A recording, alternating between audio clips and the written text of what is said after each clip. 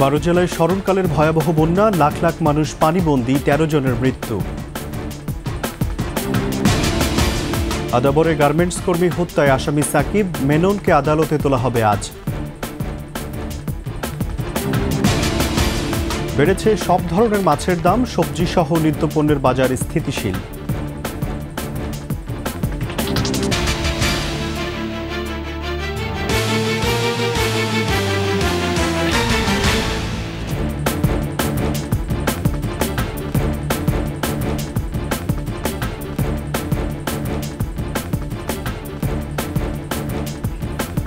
শুনছিলেন first security ইসলামী bank PLC সংবাদ শিরোনাম। আমন্ত্রণ দুপুরের 21 সংবাদের সাথে আছি রাজিউর রহমান। দর্শক, 21 টেলিভিশনের সংবাদ একই সাথে সরাসরি দেখতে পাবেন আমাদের ফেসবুক পেজ www.facebook.com/2124online। এছাড়া সাবস্ক্রাইব করতে পারেন www.youtube.com/21ATV চ্যানেলে। ভারী বৃষ্টি ও ভারত থেকে নেমে আসা পাহাড়ি ঢলে আকস্মিক বন্যায় প্লাবিত ফেনী, কুমিল্লা, নোয়াখালী, ব্রাহ্মণবাড়িয়া, চট্টগ্রাম, খাগড়াছড়ি, রাঙ্গামাটি, কক্সবাজার, লক্ষ্মীপুর, সিলেট, মৌলভীবাজার ও হবিগঞ্জ। এতে পানিবন্দী 12 জেলার 36 লাখ মানুষ। বিদ্যুৎ বিচ্ছিন্ন অনেক এলাকা, সচল নেই মোবাইল নেটওয়ার্ক। ঢাকার সাথে বন্ধ সিলেট ও চট্টগ্রামের রেল যোগাযোগ। বন্যার্তদের সহায়তায় 5 জেলায় সেনা মোতায়েন করা হয়েছে। প্রতিনিধিদের তথ্যচিত্রে ডেস্ক রিপোর্ট। কুমিল্লায় গোমতী নদীর প্রবল স্রোতে ভেঙেছে বেড়িবাঁধ, তীব্র বেগে লোকালয়ে ঢুকছে পানি।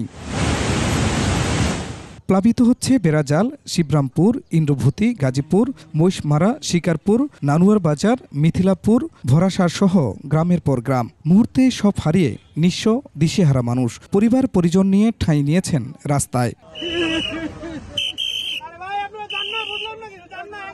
চট্টগ্রামের ফটিকছড়ি অংশে হালদা নদীর বেড়িবাঁধ ভেঙে প্লাবিত হচ্ছে বিভিন্ন স্থান। মাতামুহুরী ও শঙ্খ নদীর পানিতে ডুবেছে 11 উপজেলা। মৌলভীবাজারেও হু হু করে ঢুকছে বানের পানি। ধলই ও মনুনদীর বাঁধ ভেঙে রাস্তাঘাট ও বাড়িঘর তলিয়ে গেছে। পানিবন্দী হয়ে পড়েছেন জেলার 2টি গ্রামের 1.5 লাখেরও বেশি মানুষ।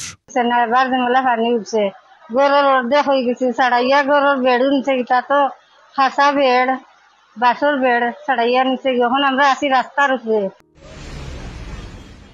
ঢাকা ফেনী চট্টগ্রাম মহাসড়ক উপচে ঢুকছে বানের পানি। বিপর্যস্ত ফেনী জেলা। ফুলগাজী, পরশুরাম ও ছাগলনাইয়ের পর ফেনী পৌর শহরও পানিতে তলিয়ে গেছে। কোথাও হাঁটু, কোথাও কোমর, কোথাও বুক সমান পানি। ফেনীর পাশের জেলা নোয়াখালীতেও বন্যা পরিস্থিতির আরও অবনতি হয়েছে। ফেনীর বন্যার পানি মুহুরী নদী হয়ে ঢুকতে শুরু করায় ভয়াবহ বন্যার শঙ্কায় স্থানীয়রা। নিরাপদ আশ্রয়ের খুঁজে ঘরবাড়ি ছেড়ে ছুটছেন মানুষ। ঢলের তোড়ে ব্রাহ্মণবাড়িয়ার কসবা ও আখাউড়ায় কমপক্ষে 40টি গ্রাম প্লাবিত হয়েছে। বন্ধ রয়েছে আখাউড়া স্থলবন্দরে আমদানি রপ্তানি এবং ইমিগ্রেশন সেবা। 2004 সালেও বন্যা হয়েছে, আমাদের এই জলপথটা দেখি নাই, আমাদের বাড়ি থেকে বাইরে এতটুকু পানি। তবে বৃষ্টি কমায় খাগড়াছড়ি, রাঙ্গামাটি ও হবিগঞ্জে বন্যা পরিস্থিতির কিছুটা উন্নতি হয়েছে।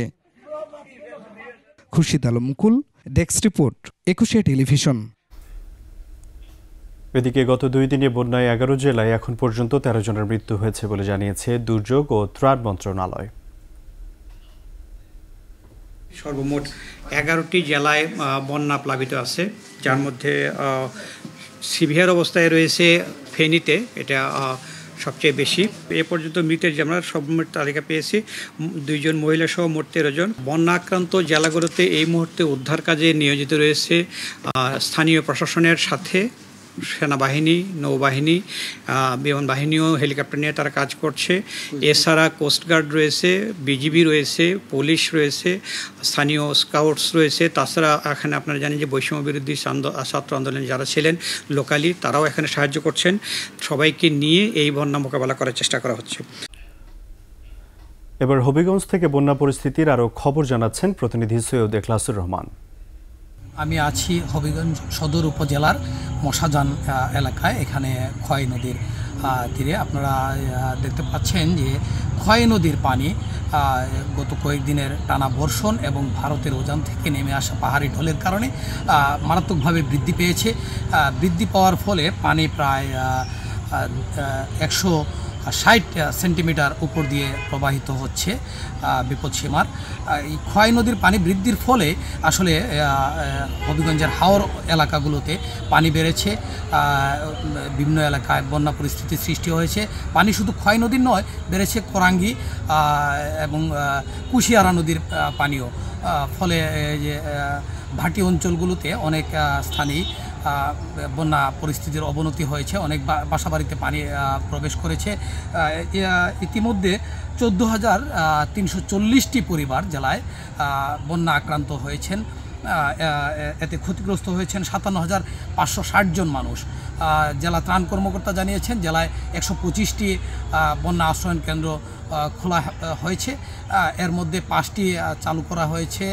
এসব আশ্রয়কেন্দ্রগুলোতে গিয়ে আশ্রয় নিয়েছেন। সাবেক এমপি ও জাতীয় দলের ক্রিকেটার সাকিব আল হাসানের বিরুদ্ধে রাজধানীর আদাবর থানায় একটি হত্যা মামলা হয়েছে। সাকিবকে এই হত্যা মামলার 28 নম্বর এজাহারভুক্ত আসামি করা হয়েছে। বৃহস্পতিবার গার্মেন্টস কর্মী রুবেলের বাবা রফিকুল ইসলাম বাদী হয়ে মামলাটি দায়ের করেন। অজ্ঞাত আরও 400 থেকে 500 জনকে মামলার আসামি করা হয়েছে। এজাহারে নিহত রুবেলের বাবা বলেন, গত 5 আগস্ট আদাবরের রিং রোডে প্রতিবাদী মিছিলে রুবেল অংশ নিলে গুলিবিদ্ধ অবস্থায় হাসপাতালে নেয়ার পথে 7 আগস্ট মারা যান। এদিকে গ্রেপ্তার ওয়ার্কার্স পার্টির সভাপতি ও সাবেক মন্ত্রী রাশেদ খান মেননকে আজ আদালতে তোলা হবে। এর আগে বৃহস্পতিবার রাজধানীর গুলশান এলাকা থেকে রাশেদ খান মেননকে গ্রেপ্তার করা হয়। পরে ঢাকা মহানগর পুলিশের মিডিয়া শাখা থেকে খুদে বার্তায় তার গ্রেপ্তারের বিষয়টি নিশ্চিত করা হয়। 5 আগস্ট আওয়ামী লীগ সরকার পতনের পর থেকে জোটের এই শীর্ষ নেতাকে আর প্রকাশ্যে দেখা যায়নি।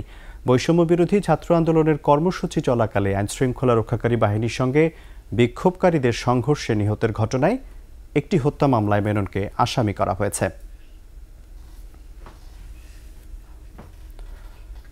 বাজারে বেড়েছে সব ধরনের মাছের দাম। বন্যা পরিস্থিতির কারণে সরবরাহ কমে যাওয়াকে দায়ী করছেন দোকানিরা। তবে সবজি সহ বাকি সব নিত্যপণ্যের দাম আছে আগের মতোই। মেহেদী হাসানের রিপোর্ট। সাধারণত এই সময়টায় মাছের সরবরাহে কোনো কমতি থাকে না। চাষের মাছ তো বটেই, নদী সাগর থেকেও আসে বিপুল পরিমাণে মাছ। কিন্তু এবছর হঠাৎ বন্যায় সব যেন এলোমেলো। দোকানিরা বলছেন অনেক জায়গা থেকেই মাছ আসতে পারছে না। কই মাছ যেমন যে সাধারণ মানুষ কই মাছ, তেলাপিয়া, পাঙ্গাস, এই মাছের দাম 10-20 সব মাছের দাম বাড়তে। এই সপ্তাহে মাছের দাম বেশি, মাছ আদামিগুলো কম। আসলে যারা পানিতে চলেন না, তো গাড়ি করে অনেক সময় আইতারে না, আর মাছ তো ধরতারে না। অনেক জাল যে সোনরাত পানি যে সতরে মাছ কিনে ধরবো। এদিকে ভোজ্য তেল, চিনি সহ প্রায় সব মুদি পণ্যের দাম আছে আগের মতোই। তবে এলাচ, দারুচিনির মতো মশলার দাম কমেছে। গত সপ্তাহে এলাচি আসলে 32 টাকা কেজি, এই সপ্তাহে 31 টাকা কেজি। এলাচিতে 100 টাকা কমছে। লবঙ্গ আসলে গত সপ্তাহে আসলে 1460 টাকা কেজি, এই সপ্তাহে 1380 টাকা। যেসব জেলা থেকে ঢাকায় সবজি আসে সেসব জেলা এখনো বন্যামুক্ত থাকায় দাম স্থিতিশীল। আমগো হিসাবে তো মোটামুটি বাজার নিয়ন্ত্রণই, মোটামুটি দাম কমই, কিন্তু কাস্টমারে যত কম করে অত বেশি পাবে। একটা তরকারি ধরেন আগে যে রেট ছিল এখনও তরকারির দাম এই রেটে, কোনো বাড়তি নেই।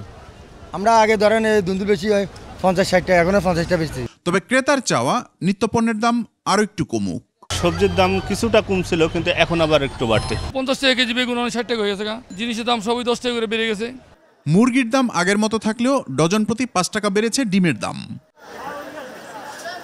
মেহেদী হাসান, 21 টেলিভিশন, ঢাকা।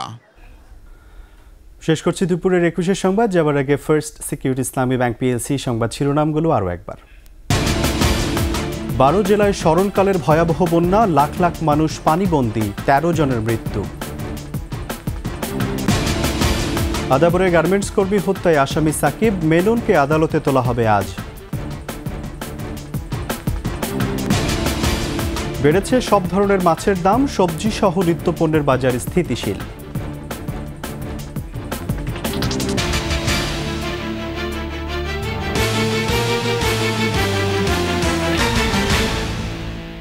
সর্বশেষ সংবাদ জানতে ডায়াল করুন 2021 নম্বরে, আর ভিজিট করুন 21-tv.com এই ওয়েবসাইটে। এছাড়া ফেসবুকে ভিজিট করতে পারেন facebook.com/2124 অনলাইনে।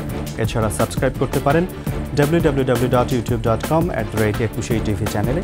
এতক্ষণ সঙ্গে থাকার জন্য ধন্যবাদ। পরবর্তী সংবাদ দুপুর 2:55 দেখার আমন্ত্রণ রইল। 21-এর সাথে থাকুন।